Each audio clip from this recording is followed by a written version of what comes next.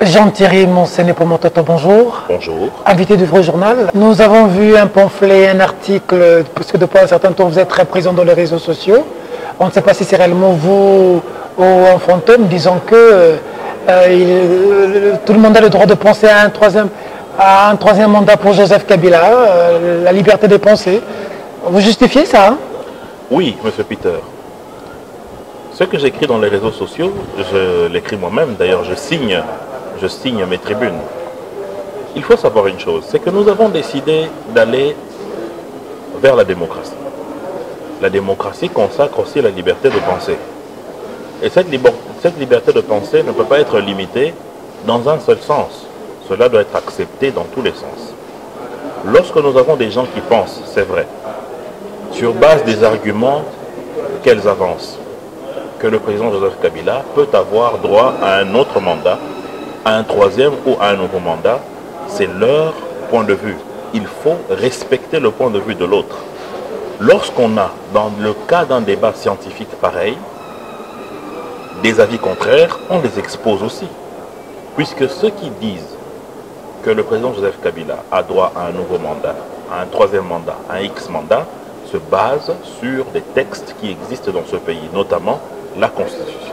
La Constitution parle de 2 mandats, point barre. Oui, mais il y a certains chercheurs, dont M. Mirindi, qui est un ami, qui pensent que le fait qu'il y a eu le changement de nombre de tours impacte sur le nombre de mandats. D'autres juristes parlent d'une réflexion qui ne sort que de la tête de Mirindi. Voilà, exactement.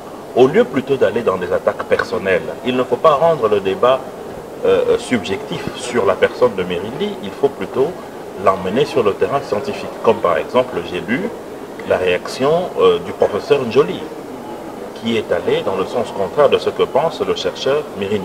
Voilà un tel état que nous voulons. Monsieur Jean-Thierry Monsené, voilà. L'accord est clair. Pas de troisième mandat pour Kabila, pas de révision de la Constitution. L'accord que vous avez signé, vous, de la majorité présidentielle. Vous vous dites aujourd'hui, il faut les au pied ces engagements pris? Je ne dis pas le contraire. Je ne dis pas qu'il faille aujourd'hui jeter l'accord dans le fleuve. Je ne dis pas non plus qu'il faille ne pas respecter l'accord, mais je vous dis simplement ceci, que nous sommes dans un état démocratique, où la pensée scientifique et intellectuelle n'est pas interdite. Notre stratégie politique, c'est que nous allons attendre notre moment pour divulguer les jokers qui vont se challenger au compte de notre famille politique. C'est à cela que je m'abstiens et je reste. Votre joker, c'est qui? Lambert Mende? Mais en ce qui concerne les élections législatives, vous savez que le ministre Mende a une base incontestable au niveau du Sankoro. Là, il n'y a même pas à dire. Il peut même rester ici à Kinshasa, les voix vont le suivre. Parce que durant les 5 ans qui viennent de s'écouler ici, il a fait des réalisations extraordinaires. Il n'y a pas match. Au Sankoro, il n'y a pas match. Donc, l'autorité morale de notre plateforme, nous avons confiance qu'il va réellement être réélu. Maintenant, à nous autres de faire l'effort, de porter le projet de société de notre plateforme, de notre parti politique, de notre famille politique auprès des populations pour qu'on puisse avoir le ticket de l'Assemblée nationale. Pendant ce temps, vous êtes en train de tergiverser à gauche, à droite, ici, troisième mandat. L'Angola parle, le Rwanda parle, la France parle. Aujourd'hui, les chefs d'État sont en Belgique. Lorenzo a été clair, le respect de l'accord, parce que béni des dieux, signé avec les prélats. Ça peut être une gifle diplomatique pour vous, de voir l'Angola Lorenzo comme ça, et le président français vous dire clairement que si vous ne respectez pas les engagements pris, il y aura des initiatives. Une menace à peine voilée, fini Kabila, la diplomatie de Katumbi et consorts a payé. Non, ce n'est pas une gifle, c'est plutôt un comportement qui n'est pas du tout acceptable. Parce que justement, mon cher ami Peter, l'histoire de notre continent a démontré qu'à chaque fois que certaines puissances ou des pays qui se disent puissants dans le monde ont osé avoir des initiatives sur d'autres pays, il y a eu des conséquences irréversibles. Je vous donne un exemple ici en Afrique.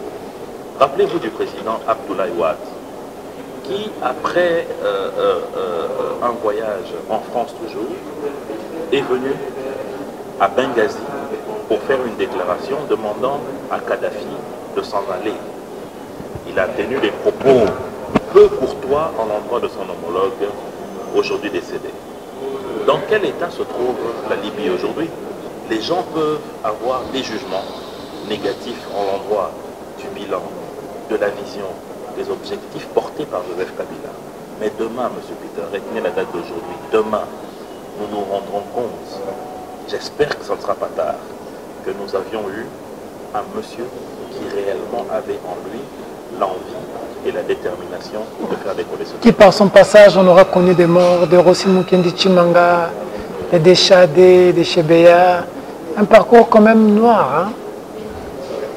Toute mort, M. Peter, est regrettable, de qui que ce soit. Et la justice doit être faite sur les cas des morts qui ne sont pas naturels, qui ont été causés. Les gens qui ont été tués comme Rossi. Le cas de M. Rossi, tué par la police. Qui n'a pas été tué par la police, mais qui est mort des suites d'une blessure causée par... Non, non, il faut bien Une blessure a été causée par quoi? Il faut bien préciser les choses. Rossi n'a pas été tué par la police, il a été tué par une blessure qui a été causée par des tirs d'une balle en caoutchouc. L'autopsie, on a parlé d'une balle réelle. Qui a été portée, c'est faux, qui a été portée, le colonel Mwanampoutou est vivant, porte-parole de la police, il a clairement établi la vérité sur les conséquences de cette mort. Et moi je vous dis toujours, M. Peter, qu'un jour la vérité va éclater dans ce pays. Le responsable de la mort de Rossi, c'est le CLC. Le responsable de tout ce que nous avons connu, c'est le CLC. Parce que justement... Le père de Rossi aussi est mort, hein? S'il te plaît, mon cher Peter. Son frère est porté disparu. C'est toujours le CLC. Ce CLC-là était en train de dire que les gens doivent aller dans la rue parce qu'il faut qu'on aille dans une transition sans Kabila, parce que les autorités de ce pays ne veulent pas des élections. Mais aujourd'hui, où sont-ils alors que nous sommes en train de nous acheminer sûrement vers les élections? Quelles élections? Où sont-ils alors que nous avons un fichier électoral nettoyé, prêt? Les Britanniques sont venus pour auditer la machine, Nanga a refusé. Non, écoutez, il faut être sérieux. Ce n'est pas parce qu'on est britannique, on est suisse, on est mauricien. Mais c'était l'engagement pris. Qu'on peut venir n'importe quand et faire n'importe quoi. La question de l'audit du fichier électoral est reprise dans le calendrier.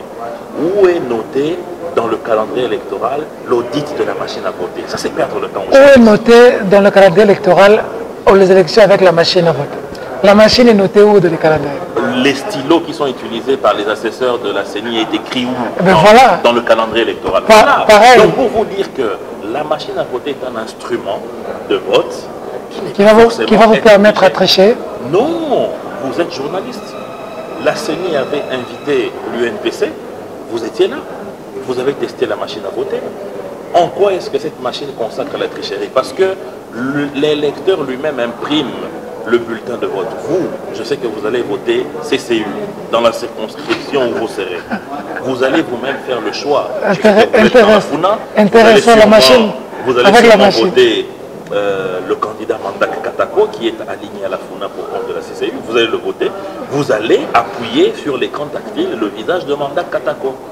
Il ne faut pas jeter déjà un mauvais sort à votre candidat qui sera malheureux. C'est ce bulletin que vous allez ensuite introduire dans l'urne. Voilà la réalité. Maintenant, c'est où que la machine triche? Les élections avec une machine imposée par Nanga sans la diaspora. Non, non. Nous avons décidé, M. Peter, nous tous, d'avoir une commission électorale nationale indépendante. Quand même, il faut qu'on reconnaisse à cette CENI son indépendance. Il lui a été demandé de pouvoir nous gagner du temps, de nous faire épargner de l'argent et de rendre le processus électoral beaucoup plus sûr. Mais c'est ce que cette CENI a fait en trouvant la solution de la machine à voter. C'est aussi simple que ça. Deuxièmement, en ce qui concerne les Congolais de l'étranger, notre vœu à tous, c'est que nos compatriotes qui sont à l'étranger puissent bénéficier de la participation aux élections. Maintenant que la CENI dit qu'il y a des difficultés, les institutions qui se retrouvent autour du CNSA sont en train de réfléchir de la possibilité de voir, soit de réaliser ou d'appuyer la CENI là où il y a des difficultés, si c'est compliqué, de ne pas le faire. Beaucoup de pays dans le monde ont une forte diaspora à l'étranger. Il n'y a pas un pays qui a une diaspora comme le Liban, par exemple, où la moitié de la population se trouve à l'extérieur, mais ils n'ont pas encore pu réaliser le vote des Libanais de l'étranger. Donc si aujourd'hui il y a une difficulté par rapport à ça, les institutions sont là pour essayer de trouver des solutions. Notre souci, M. Peter, notre souci, c'est que le peuple congolais qui est ici puisse demain choisir son parlement, son président provincial et national. son président de la République. Voilà la réalité. Par des élections. Un message à toutes les nations qui vous a suivi en 1 minute. Le message particulier à adresser à la nation, c'est que nous sommes en train d'aller vers les élections.